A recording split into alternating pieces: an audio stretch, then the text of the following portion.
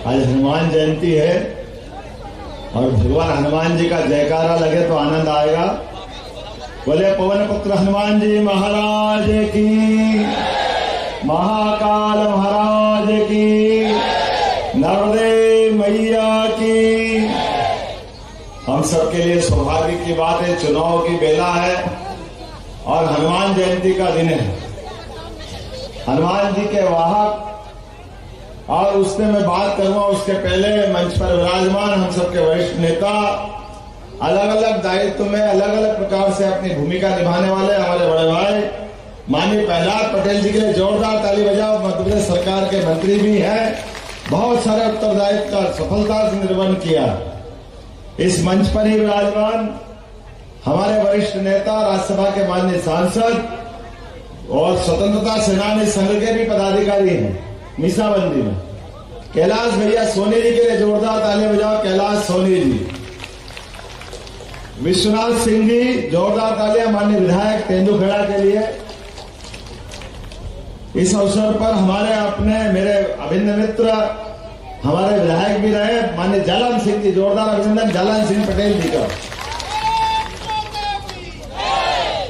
जिला पहले विधायक महेंद्र नागेश जी, महेंद्र जी का भी अभिनंदन, जोरदार ताली बजाओ महेंद्र जी के लिए।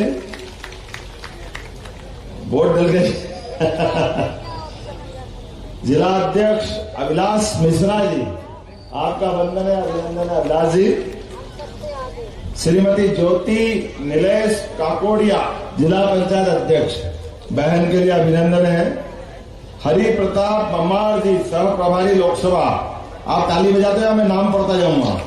सुनील कोठारी जी, अभिजीत महाजन जी, नीरज दुबे जी, कुमारी प्रतिज्ञा परिहार जनपद अध्यक्ष, हमारी बेटी के लिए जोरदार तालियां। और आप अपने लिए, पूरे मंच के लिए, मंच में बैठे सभी समस्त अतिथिगण, आप सबको भी प्रणाम करता हूं। क्या संयोग है, क्या योग है इस दौर के अंदर। चुनाव की जब तीसरी बेला का एक तरह से एक चरण निपट गया, 2 दिन बाद दूसरा चरण पूरा हो जाएगा और पूरा देश किस प्रकार के माहौल में गुजर रहा है आप सबके सामने। मैं 2-4 बातें करके अपनी बात करूंगा क्योंकि माननीय नड्डा जी रीवा और सतना में हमारे साथ जुड़ने वाले हैं। लेकिन ये जो चुनाव है, चुनाव की इस बेला में थोड़े विस्तार से अगर बात नहीं करेंगे तो आनंद नहीं आएगा। हम हनुमान जी को याद करें, पवन पुत्र का दिन है आज। आप कल्पना करो, हनुमान जी को अलग कर दो तो हनुमान जी के बिना रामायण पूरी होती है क्या? राम जी के बिना हनुमान जी की कल्पना कर सकते हैं क्या? लेकिन हमारे लिए ये बच्चे बच्चे को मालूम है, राम जी, हनुमान जी, लक्ष्मण जी, माता सीता जी। आपको मालूम है कि कुछ लोग ऐसे जो ये कहते कि राम जी थे ही नहीं। जब राम जी नहीं मानेंगे तो हनुमान जी को कैसे मानेंगे?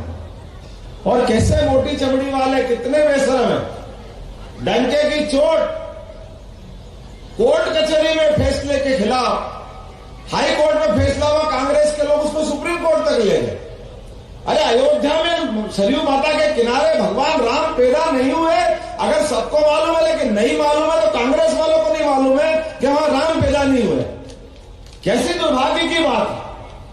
करोड़ों करोड़ लोगों की आस्था के केंद्र वो प्रभु श्री राम, जिसने जीवन में अपने प्रत्येक घटनाक्रम से एक के बाद एक कैसे कैसे निर्णय लेकर के ये मानवता को धन्य किया। माता के आशीर्वाद से आप मान के चलो कोई आशीर्वाद में वनवास लेगा क्या? लेकिन वनवास पिताजी ने वचन दिया था, तो कहां तो सिंहासन और कहां छोड़ के वन में चल दिए। और ये हमारी संस्कृति को गौरवान्वित करने वाली माता सीता माता, जिसने नंगे पैर कभी जमीन पे पैर नहीं रखा, लेकिन सहर्ष उनको तो कोई वनवास नहीं मिला था। लेकिन ये सारी नारी शक्ति को प्रणाम है, सीता माता के माध्यम से आपको भी प्रणाम करता हूं। ये हमारी गौरवशाली संस्कृति। पति ने कदम बढ़ाया कठिनाई के माहौल में तो पीछे पीछे पत्नी तैयार हो गई। और ये जालम सिंह जी और प्रहलाद भैया, आप भैयाओं को भी प्रणाम करता हूं। लखनलाल भी चले पीछे पीछे। क्या हमारा ये संस्कृति है? ये उदात्त संस्कृति कहीं मिलती है तो अपने यहां मिलती है, जिसके माध्यम से 17 लाख साल हो गए भगवान को पैदा हुए। लेकिन 17 लाख साल बाद भी आज लगता है कि कल ही पैदा हुआ तो भगवान राम को। घर घर में हम सबको राम जी के कल्पना करते कि काश राम जी का समय आ जाए, राम राज्य आ जाए। और भगवान राम के साथ हनुमान जी का संबंध तो आज के समय में ज्यादा प्रासंगिक होगा, क्योंकि कई सारे नालायक जिनकी बुद्धि कमजोर है वो ये प्रश्न उठाते हैं। कैसे कैसे प्रश्न उठाते हैं? अब बताओ, राम जी ने राज्य लिया, हनुमान जी को क्या मिला? और हनुमान जी ने सिद्ध कर दिया इस बात को। जब राम राज्य स्थापित हो रहा था, राम दरबार में सबको कुछ मिला, हमको बोलने की जरूरत नहीं। मोती की माला सीता माता ने दी है हनुमान जी को, और हनुमान जी ने वो मोती की माला नष्ट करके संदेश क्या दिया कि मैं कुछ कर रहा हूं तो उसके लिए पाने के लिए नहीं कर रहा हूं। यह हमारा समाज की विशेषता है। राम काज करने के बिना उनको आराम नहीं, और यह हमारे जीवन का धर्म है। ऐसे में एक परम योगी हमारे बीच में भी यशस्वी प्रधानमंत्री है। जोरदार ताली बजाओ नरेंद्र मोदी जी के लिए, जो पक्के हनुमान भक्त है। हनुमान जी ने कोई परिवार नहीं बसाया, लेकिन मैं हनुमान जी से तुलना भी नहीं कर रहा हूं। लेकिन कई लोग ऐसे हैं जो अपने जीवन में संकल्प धारण करते हैं कि हमारा जीवन समाज के लिए रहेगा। कोई साधु बनता, कोई सन्यासी बनता, कोई संघ के प्रचारक बनते हैं, वो पूरा जीवन अपने संघ कार्य के साथ राष्ट्र कार्य को ले देते हैं। लेकिन जो नहीं समझते नालायक लोग, वो क्या कहते हैं, इन्हें परिवार नहीं बसाया, इनका कहां परिवार है? अरे डंके की चोट कहते पूरा देश बोल पड़ा कि हाँ हमारा मोदी परिवार है। बोला कि नहीं बोला? पूरा देश मोदी परिवार। हनुमान जी का परिवार देखो, पूरा देश हनुमान परिवार। हमारी संस्कृति से जुड़ करके जो हमको आदर्श मिलते हैं उसको कैसे छोड़ सकते हैं? लेकिन बड़े दुर्भाग्य के साथ कहना पड़ रहा है, और तो और अब नए नए विषय खड़े कर रहे हैं। कैसे? घोषणा पत्र कांग्रेस ने घोषित किया, और उस घोषणा पत्र में लिखा है कि घोषणा पत्र के माध्यम से कि कई लोग ऐसे हैं जिनके पास ज्यादा धन है, तो उनसे धन लेकर के जो वंचित लोग हैं उनको दे देंगे। और वंचित लोग की परिक्रमा क्या करती कांग्रेस, बताता हूं आपको। वंचित लोग के माध्यम से कांग्रेस ने कहा, कांग्रेस के प्रधानमंत्री जैसे बहुत महत्वपूर्ण पद पर बैठे व्यक्ति ने कहा, इस देश पे पहला अधिकार मुस्लिम बंधुओं का है। अब बताओ ये कौन सी बात हो गई? हमारे अपने सारे समाज ने अपनी पूंजी कमाई, अपनी धन से जिंदगी बनाई, आपने अपनी क्षमता योग्यता से 2 मकान खड़े किए, और ये कह रहे हम सर्वे करा करके आपकी संपत्ति किनको दे देंगे? किसी को समझ में आएगी बात? अरे ये कौन सी दुनिया है? वोट के खातिर आप क्या करोगे?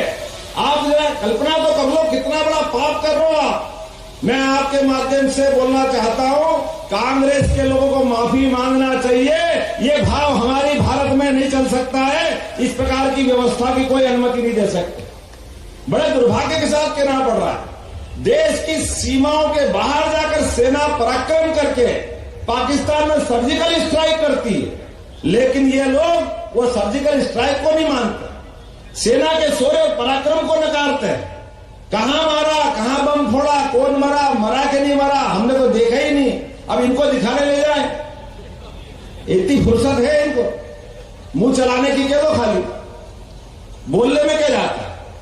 और तो और इनके नेता आतंकवादी को जी करके बोलते।